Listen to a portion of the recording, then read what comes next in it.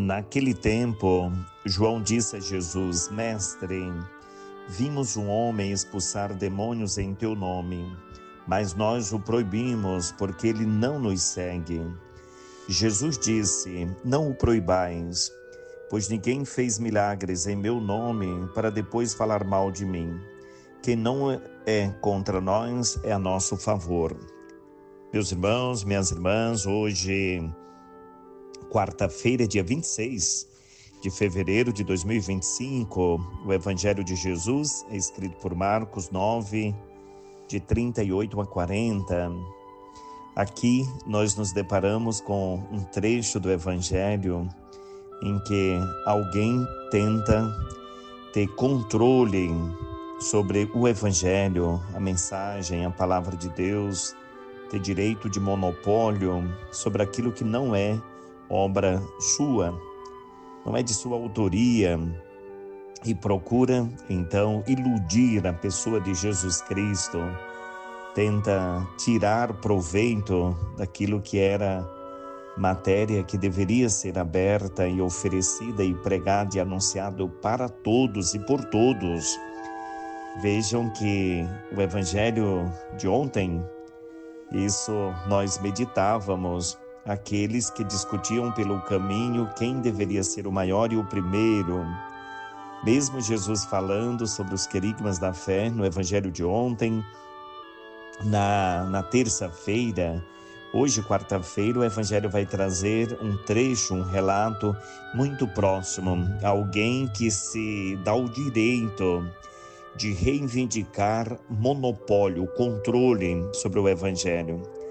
É aquilo que, meus irmãos, às vezes é muito forte entre nós.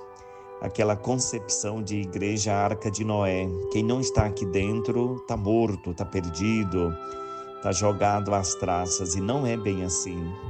Nós precisamos entender que a nossa fé nos leva nos caminhos da salvação, mas muitos que estão, às vezes, não tão próximo de nós, em tantos outros lugares, são pessoas tementes a Deus, são pessoas praticantes da caridade, são pessoas idôneas, pessoas que se arrepende quando comete algum tipo de pecado, quando faz o mal a alguém, é capaz da reconciliação, é defensor da paz, do diálogo, e nem sempre estão dentro das nossas estruturas.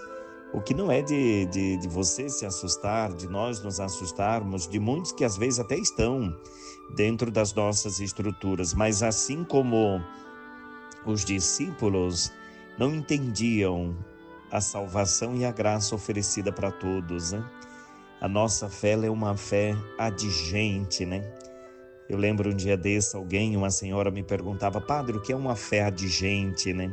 É uma fé missionária, é uma fé que não tem fronteiras, é um evangelho que vai a todos, né? Que chega ao coração de todos, mesmo daqueles que não são do nosso redil, né? Lembra Jesus Cristo.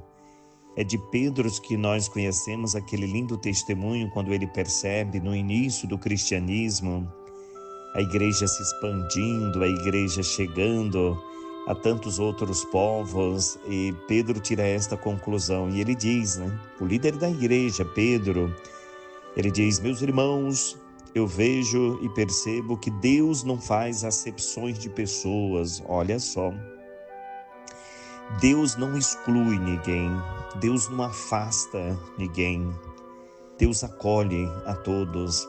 E esse é um testemunho bonito nas palavras de Pedro ali no início do cristianismo, da igreja nascente, a igreja fundada por Jesus Cristo, o que nos serve também, meus irmãos, como modelo, né?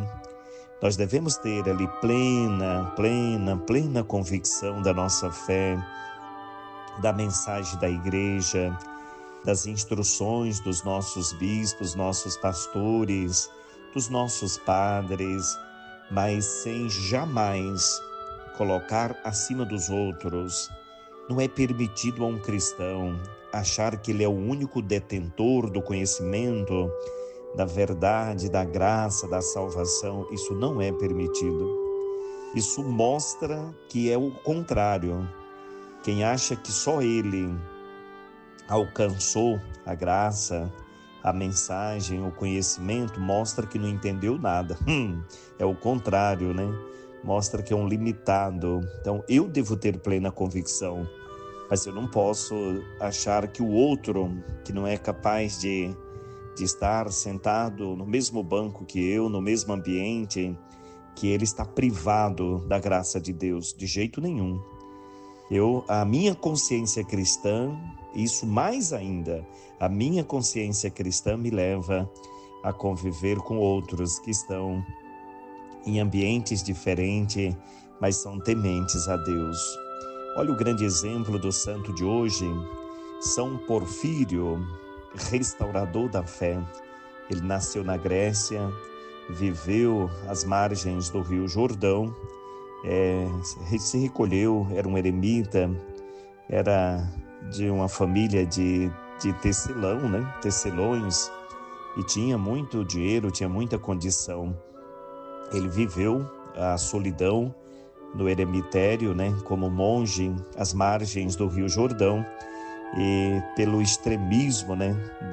da ascese, do desapego ao mundo, o isolamento, ele adquiriu uma doença, foi levado para Jerusalém, ficou por um tempo, depois foi ordenado padre, e quando foi ordenado padre, no ano de 393, foi confiado a ele o zelo da Santa Cruz. Ele ficou encarregado pelo bispo local de zelar da cruz que tinha sido pregado Jesus. Olha que missão linda, né?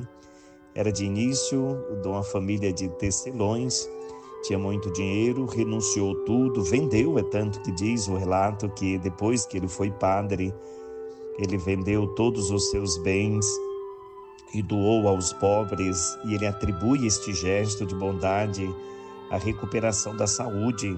Ele recebeu a cura e depois, como padre, foi atribuído o cuidado, pelo zelo também do madeiro que tinha pregado Jesus no ano 393.